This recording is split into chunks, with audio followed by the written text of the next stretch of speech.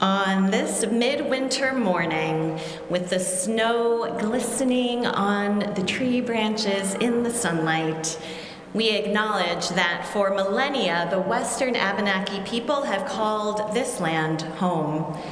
They have loved and cared for this land, and we now have the privilege of gathering here as a religious community. Let us do so honoring this legacy of love and stewardship. Good morning, everyone. I'm the Reverend Joan Javier Duval. My pronouns are she, her, and I extend to you a warm welcome to the Unitarian Church of Montpelier. We are a Unitarian Universalist congregation that welcomes all people into this community. We affirm the worth and dignity of every person. Together, we actively work to dismantle racism and all forms of oppression, and we honor the interdependence we share with all existence. I am so glad that all of you, whether you are here in the sanctuary or joining on the live stream, are with us in our time of worship this morning. It's always a pleasure to have newcomers and guests here at UCM. And if this is your first or second time visiting and you wish to do so, you are invited to stand or just wave a hand so that we can offer you a special welcome. Welcome. And anyone who might be a newcomer to our congregation is invited to fill out our welcome form available at the hospitality table in the vestry during coffee hour, which follows the service so that we can connect with you more fully. Now let's all join in welcoming one another by taking a few moments and turning to your neighbor in the pew and sharing a few words of greeting.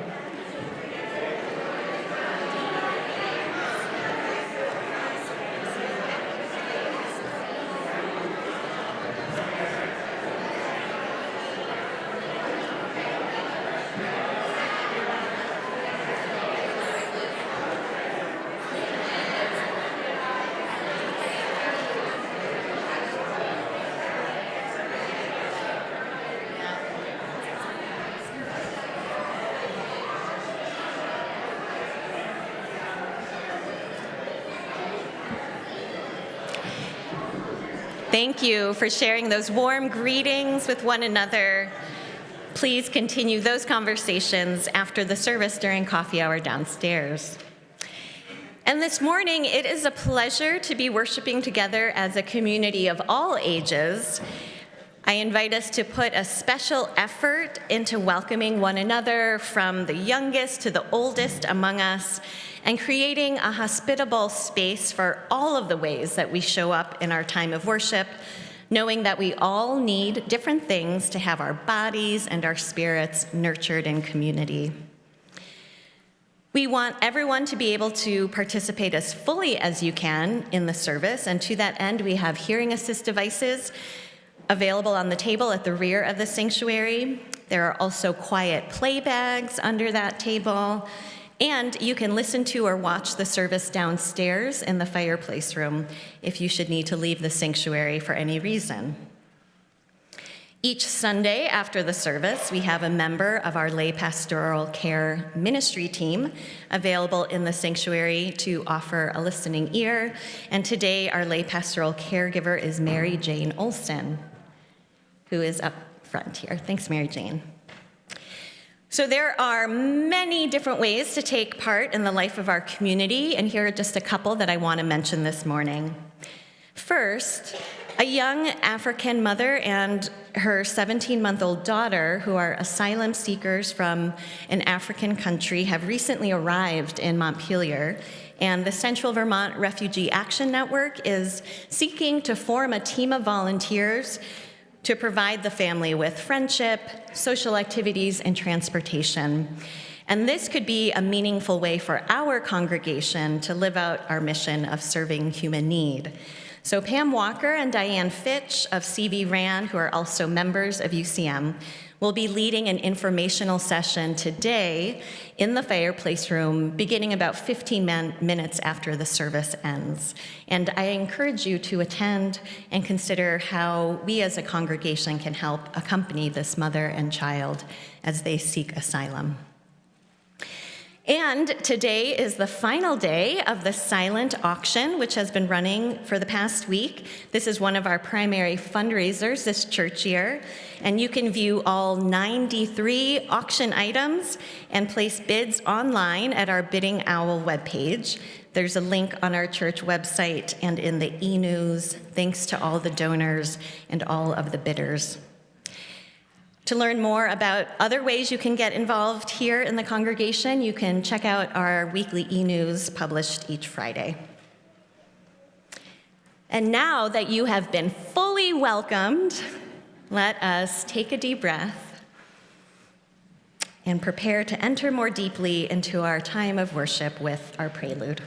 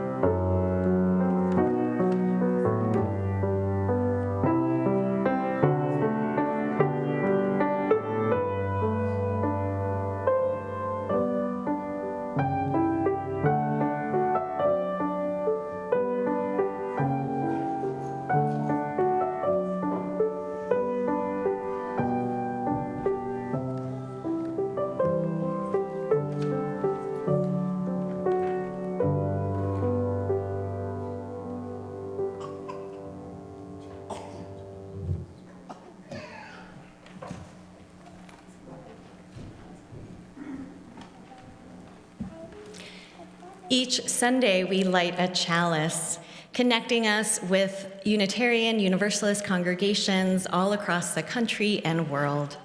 And this morning, we welcome a few of our youth to come forward and light the chalice. As they come forward, I invite any of you who are on the live stream to light a chalice at home if you have one nearby.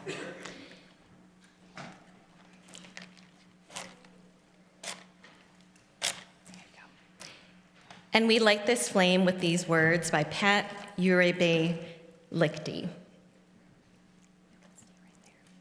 We come from many places along different paths, bringing different truths. We come with different histories and different realities, and yet we come together as one people, with faith that we can use our differences to heal ourselves and each other, to bring wholeness to a fractured world. We come seeking to find community, to find acceptance of who we are. In this place, we may find others who are much like us and others who are much different. May our lit chalice remind us that we are a people taught by different stories, with many voices, but always one people, working for a world where love creates justice and justice gives birth to peace. And now let us join our voices in saying the words of affirmation adapted from L. Griswold Williams. Love is the doctrine of this church.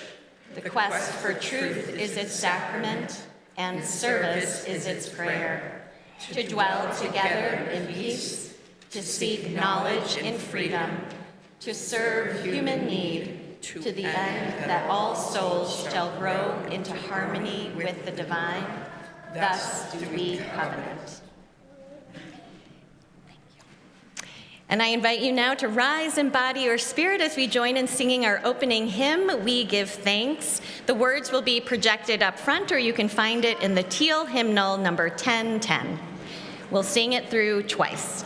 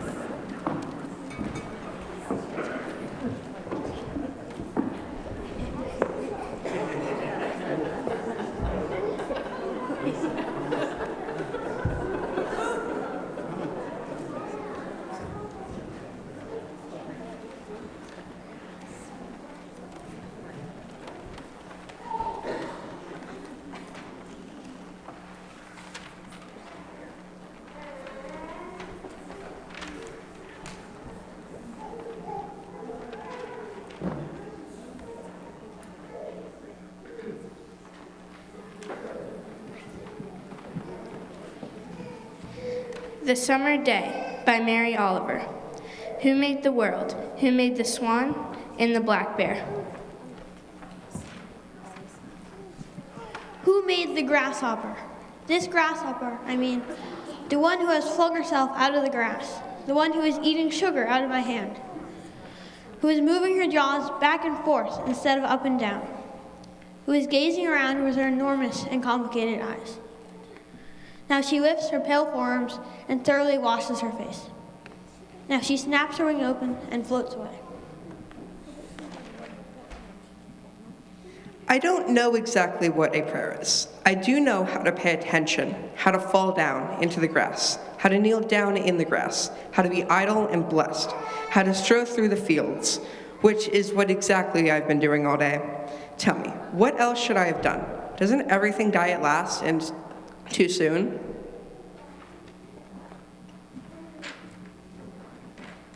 Tell me, what is it you plan to do with your one wild and precious life?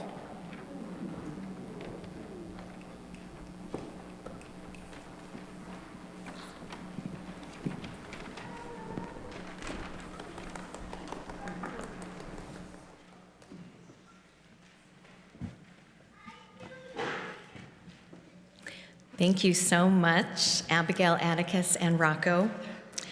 For today's service, members of our church community have been asked to reflect on this poem and especially on the final question in the poem. What is it you plan to do with your one wild and precious life? Today, we have 10 people from across the lifespan sharing their responses with us, from the early years of life to the later years of life.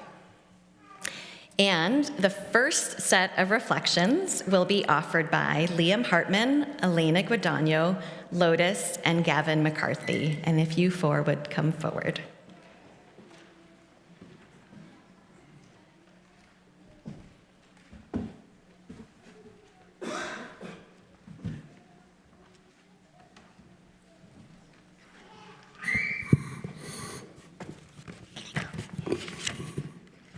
What will I do with my one wild and precious life?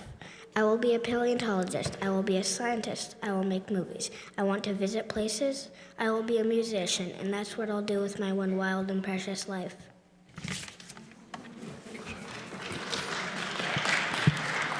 Thank you, Liam. Liam, would you actually, I forgot to say one really important thing, and do you mind coming back? So this morning, we as a congregation are going to respond to each of the people who have shared from their heart their offering these words: I see you, I hear you, I love you. So can we all say that for Liam? I see you, I hear you, I love you.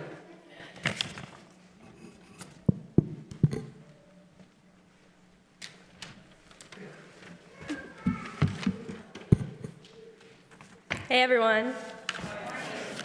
My name is Elena Guadagno. My dad is in a play right now. It's at 2 o'clock at the Valley Players Theater. You should all be there.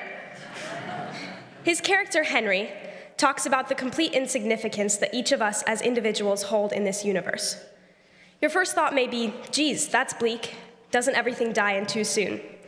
And yes, it's bleak, but it's also wonderful. Everything may be in flux right now, but in just 50 years, it could all be forgotten. We're always in a time of uncertainty. The only thing that matters is how we look at it. I was just in a show as well, Hadestown. Some of you may have seen it.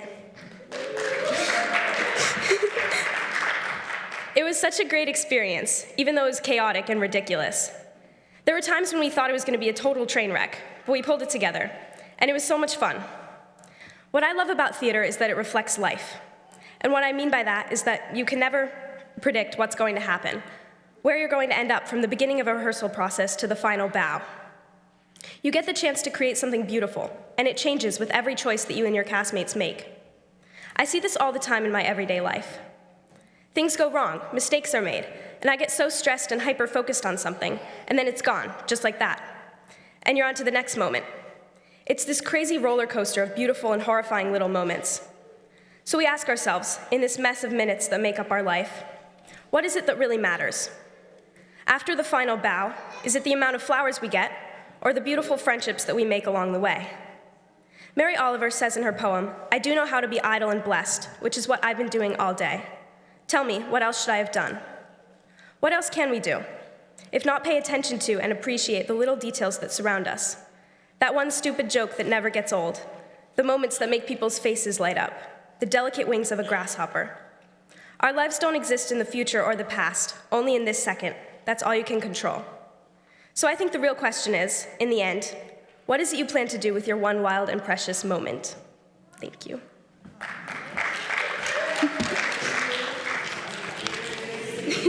I hear you.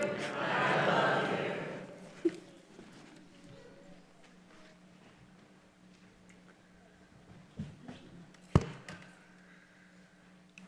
I'm going to play a song on the piano called River after this, but I wrote it a couple days ago. Rivers hold the profundity of the present.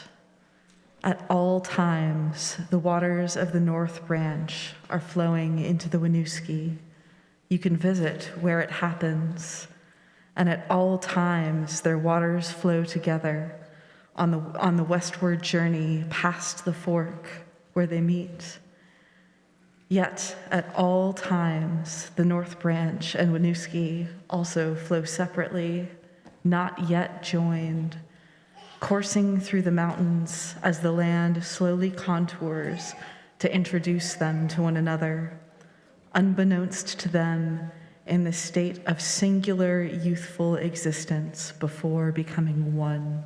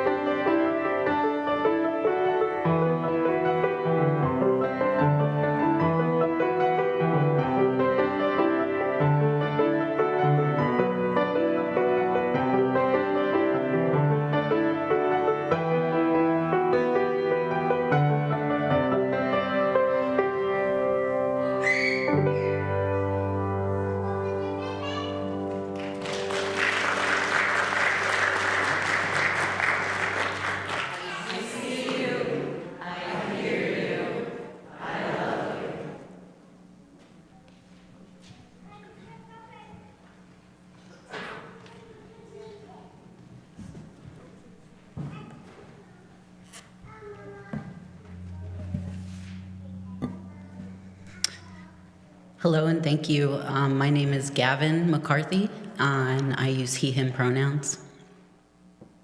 I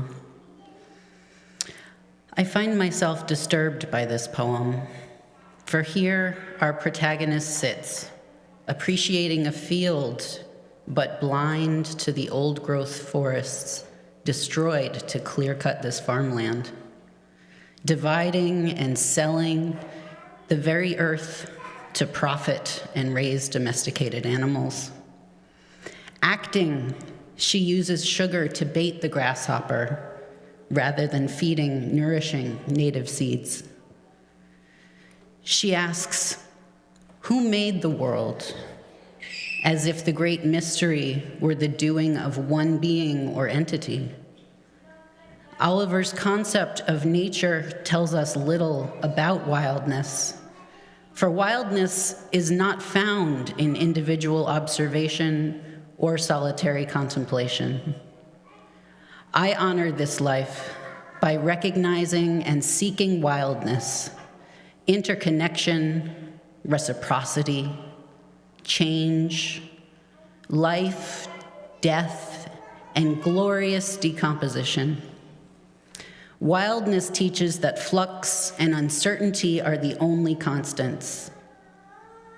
The wilds adapt, the wilderness persists, resilience is learned, endurance gained. We are not separate from this living universe. I am wild for knowing that I am not separate from any being. In wildness, I am the vast hills of granite, grounded. I am the sea, the waters changeable, beautiful and terrible in turns. I am a four-legged relative, burrowing into my den and learning to rest and feel safe despite winter's frigid dangers. An ancient tree grows so slowly, but steadily. I feel summer bearing fruits aplenty, joyful and grateful in this abundance. Wildness is bravery, bravery to speak out for the dignity of all beings. Fierceness for me to speak out about my experiences of marginalization.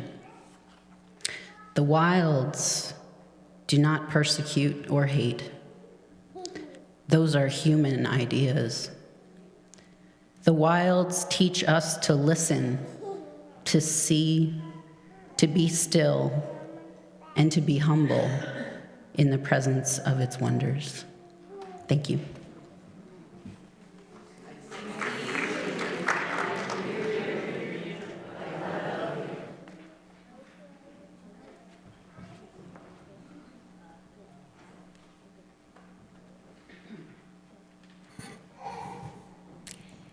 Thank you, Liam, Elena, Lotus, and Gavin. Our giving is a spiritual act, and our generosity is a form of love and gratitude that helps us to practice the values of Unitarian Universalism with our collective resources. Each month through our Community Pouch program, we share part of our collection with a church fund or community organization aligned with our values. And this month's Community Pouch recipient is the Barry Office of Planned Parenthood of New England. Half of our cash offerings will go to the pouch recipient, and the other half will directly support the mission and the ministry of this congregation. As you have already seen, the offering pouches are at the end of the pews on the side aisles, and you can pass them toward the center aisle, or you can make a donation online. We're so grateful to each and every one of you for your generosity in its many forms, and your offering will now be gratefully received.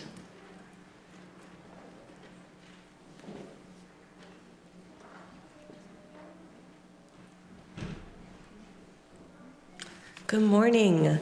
At this time, I would like to invite all the children, youth, and families to come up and sing with our UCM choir. We will be singing Mr. Chris's song, Yoo Hoo, that we've been practicing together and singing at home.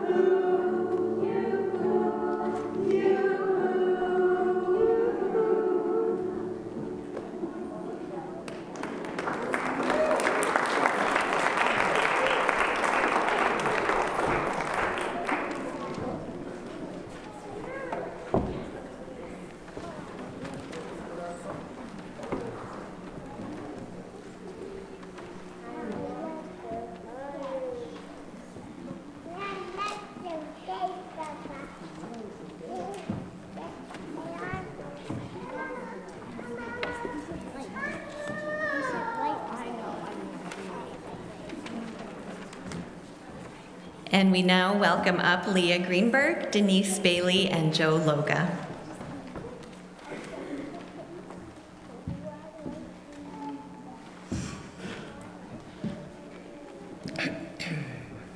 You gotta put one foot in front of the other and lead with love. Put one foot in front of the other and lead with love.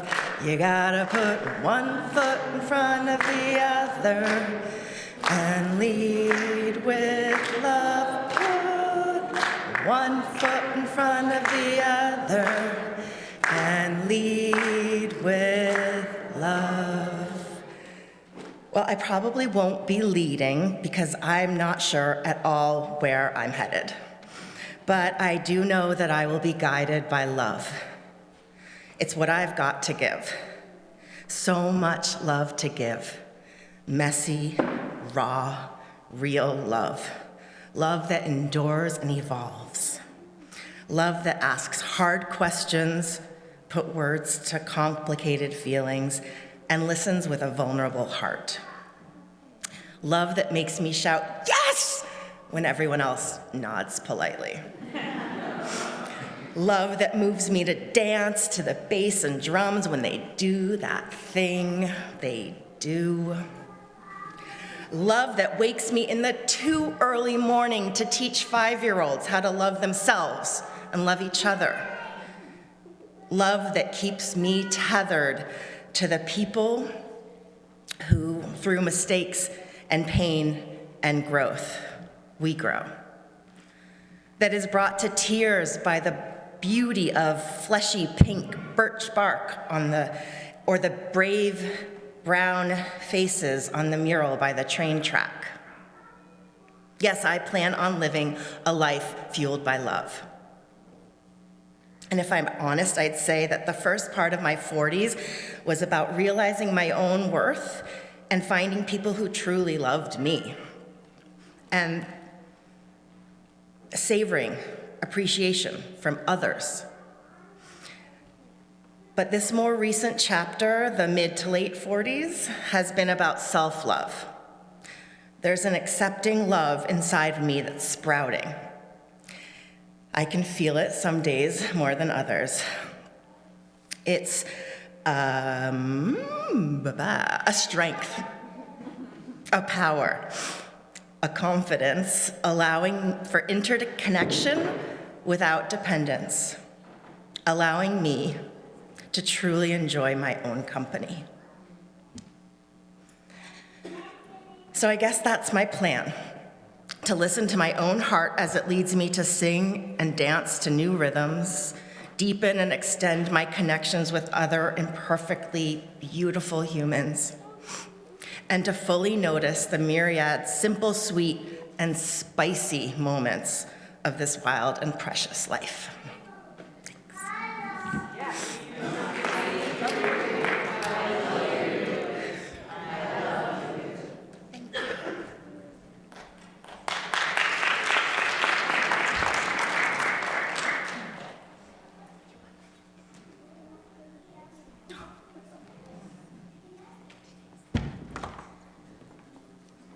Ciao.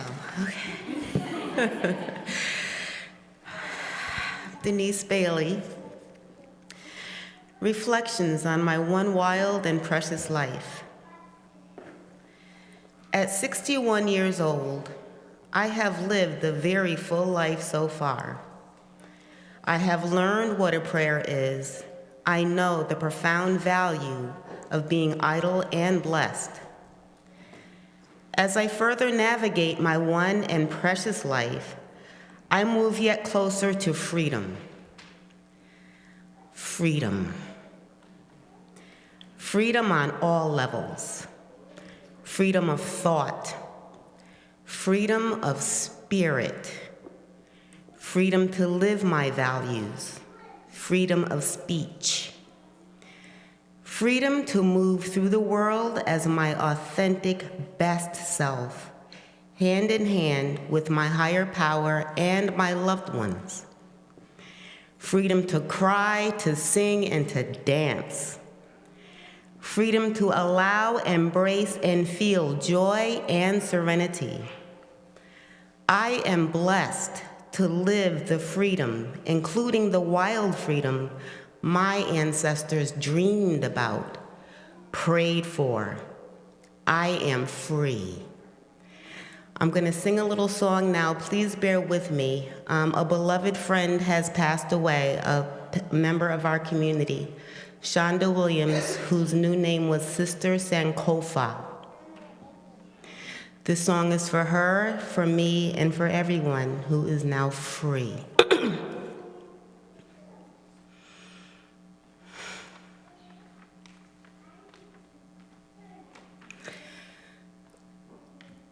Bear with me.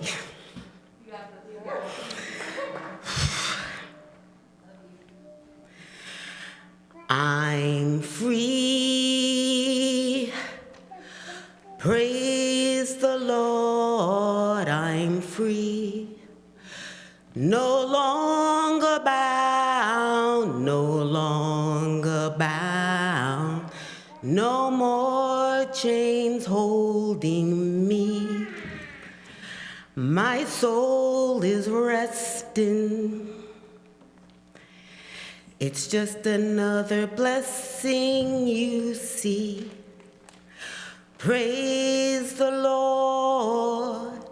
Hallelujah, I'm free.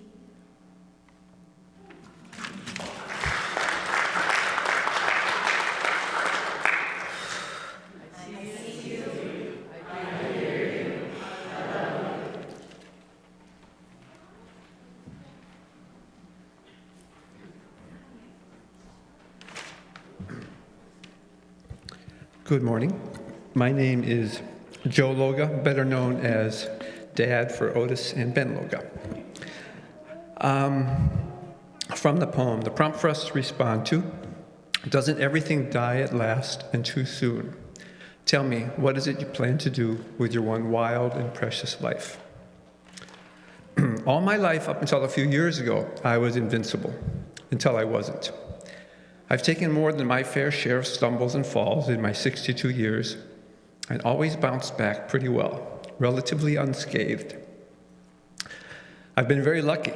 My luck ran short about 4 years ago when I was diagnosed with throat cancer.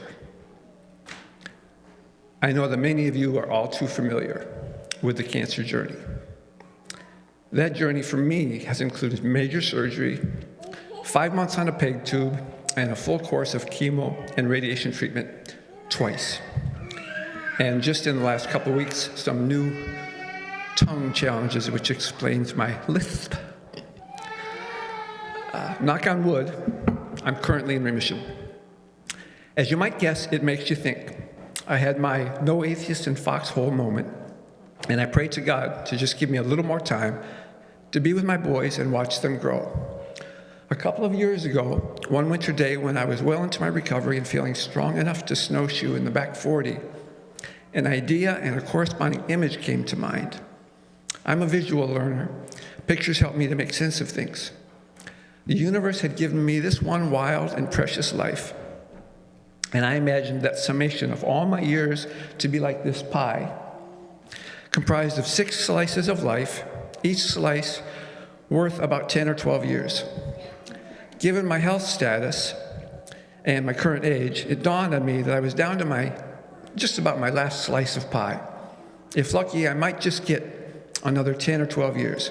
And this image has really helped me clarify for me just how precious that remaining time is. And I've been making the most of it, making it a point to remind myself, with the help of this image, to make the very most of the years and time that I have left. To let the little things go, to love deeply, to breathe, and to be here now. And to have adventures and fun.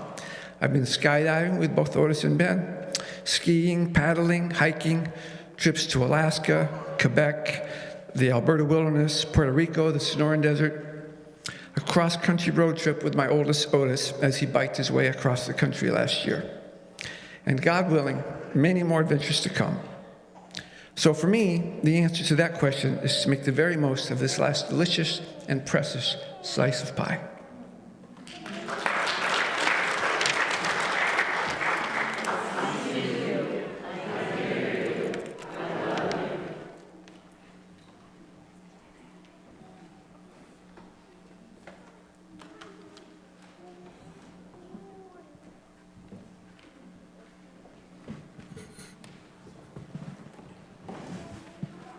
Thank you, Leah, Denise, and Joe.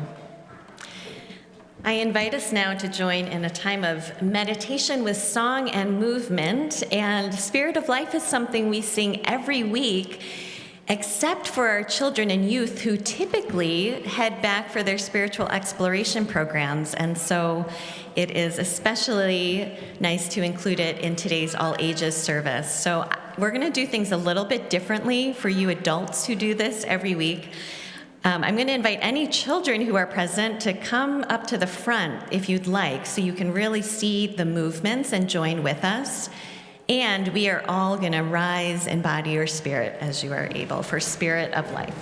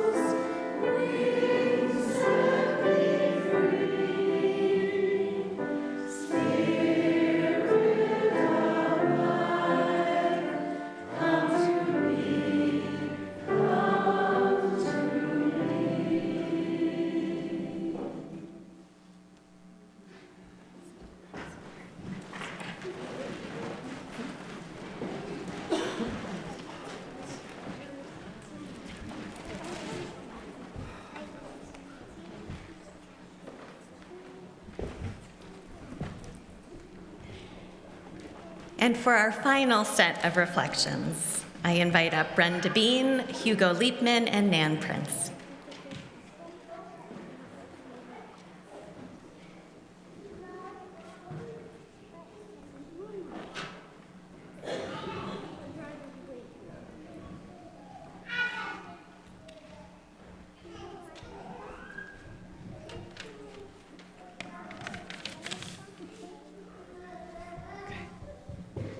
Hi, I'm Brenda Bean. I use she, her pronouns, and I think I'm representing the 70s. Last week I turned 75. Mary Oliver's phrase about one's wild and precious life brings to my mind the painting in UCM's online auction. It's entitled Wild Ones by acclaimed artist Ron Slayton, a former member of this congregation, and over 60 years ago, my art teacher at Main Street Middle School. So thank you, Joan, for inserting an announcement about the auction. So some of us are being outbid, so you want to check before 6 o'clock to make sure you're getting what you wanted. And please be as generous as you can. I don't think Kate Latz is here today. She's probably snowed in. She's a member of the choir and the gospel choir, but I want you to know that she is uniquely behind this auction. Without her expertise, we wouldn't have a beautiful site full of edited pictures and researched information. So when you see her, give her your thanks. So, what have I done and what do I plan to do with my one wild and precious life?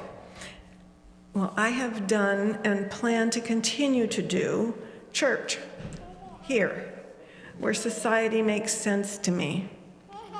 In general, I have felt that I landed here from another planet and that this time and place is nearly incomprehensible, meaning my life.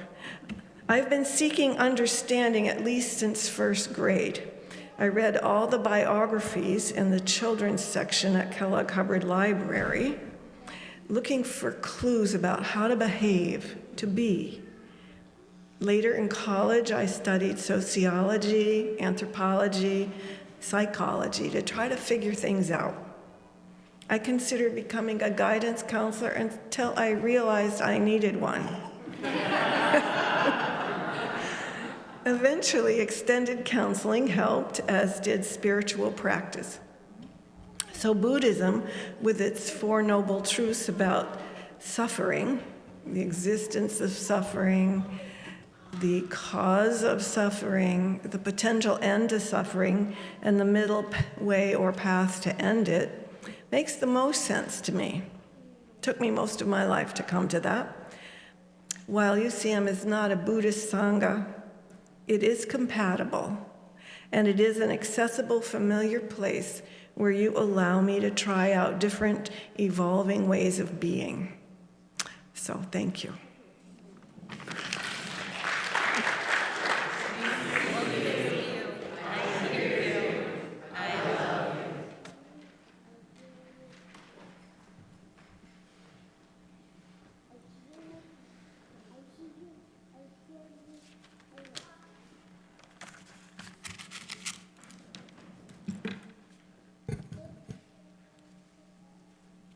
Good morning. I often ponder Mary Oliver's question, what am I doing with my wild and precious life? It's a deep, persistent question, and I welcome this opportunity to consolidate my thoughts and share them with you. I consider my life to be a journey between two sacred places, birth and death. The route of that journey is totally unknown. We cannot foresee life's twists and turns, including health, the shortcomings of others, and the storms of nature. What I have come up with so far is this. I want to walk the path of that journey with the intent to deepen my knowledge of myself, to deepen my knowing of my true self. I want to manifest that person. There's a backstory to that intent. I am aware that much of me was curtailed in childhood. Curtailed growing up with parents who were new immigrants arriving from Berlin in 1934. I survived my life as an infant and child by rationalizing that the events and experiences of those days were normal. I've since learned that my childhood was not normal. It was not emotionally healthy. It was emotionally lacking, to say the least.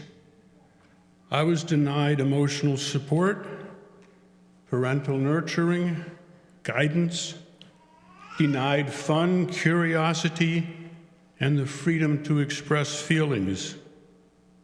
Yes, I was denied love. Both parents died when I was in my mid-20s, just out of college. So I was denied the opportunity to heal in relationship with them. Even now, as I approach my 90th birthday, there is still much for me to learn. So a big part of my journey these days is to keep learning about myself, to bring the past to awareness, to consciousness. And I do not journey alone. I have with me on this journey, on this day-to-day task, my child self, to walk hand in hand, to encourage my child to touch into the feelings and the security that it was denied. I want to support my child to be aware of all feelings that arise and allow it to have the space and safety to express those feelings, to know love.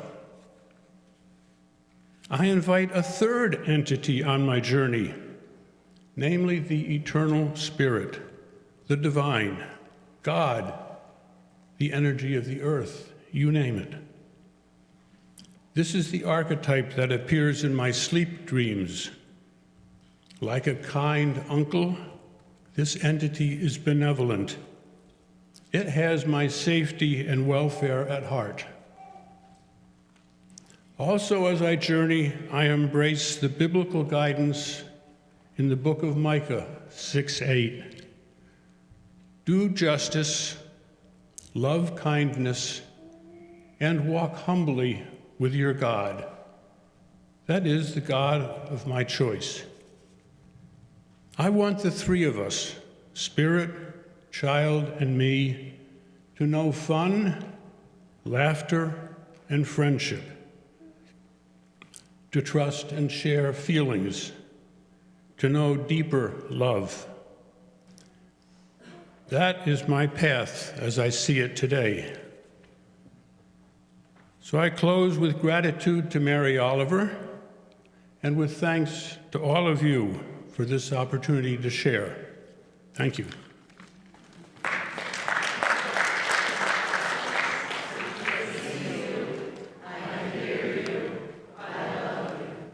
Thank you.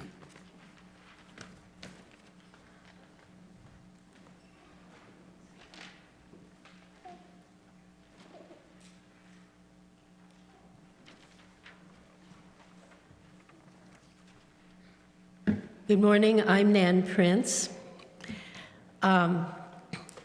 Recently, I talked on the telephone with my cousin Jack, who lives in San Francisco. And Jack was always my favorite cousin. He and I were born the same year, 1932, but he is 8 months older than I am, and when you're only 2, that means a lot. My mother told me that I often followed Jackie around and tried to copy everything he did. Much later, when both of us were married and had kids of our own, we found ourselves living only 30 miles apart, and our families often got together and regularly shared Thanksgivings. On our phone calls, we don't talk much about the past, but it is there. Of our extended family, Jack and I are the only remaining members of our generation. Spouses, siblings, cousins are gone. But the past is still here, and it brings comfort and depth to our conversations. This last conversation was our best so far, and the next might be even better. I remember once in high school saying I looked forward to getting older, because then I would have lived through so much more history, and there was so much more to understand.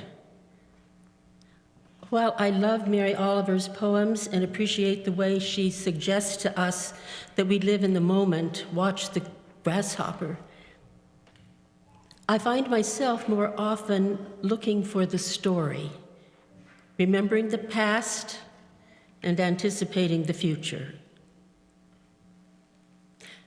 There are 2 things now that I particularly look forward to with pleasure. One is the possibility that a play I've written might indeed be given a full production.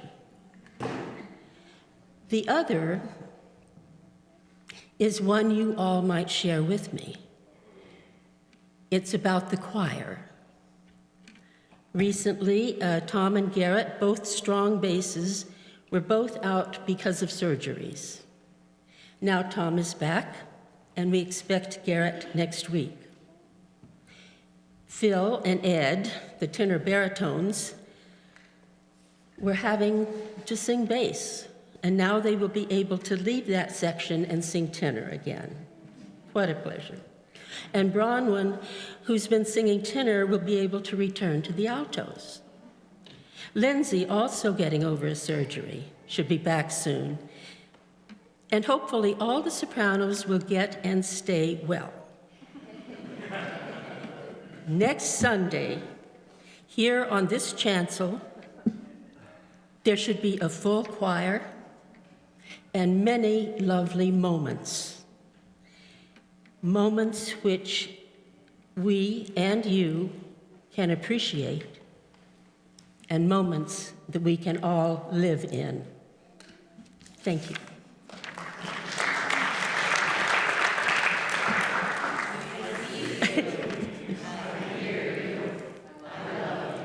And I love you too. Thank you.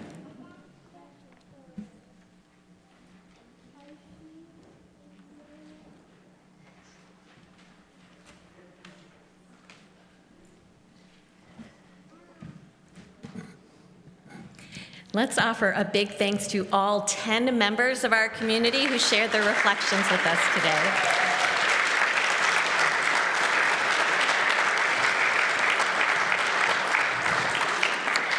And we join in our closing hymn. We all get to sing Yoo Hoo.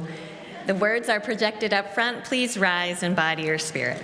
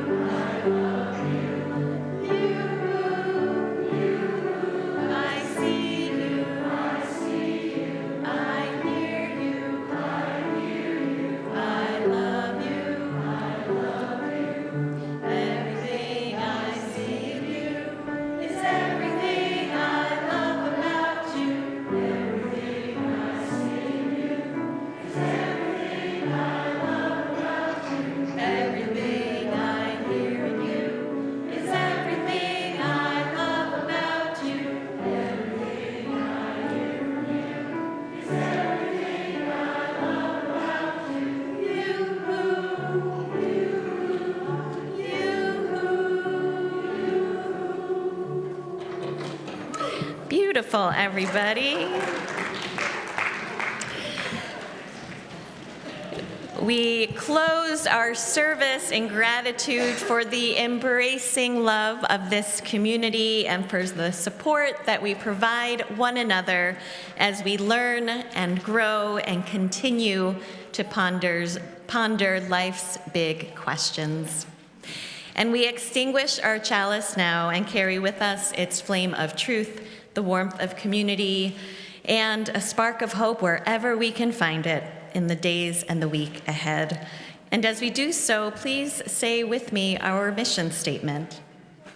We welcome all as we build a loving community to nurture each person's spiritual journey, serve human need, and protect the earth, our home.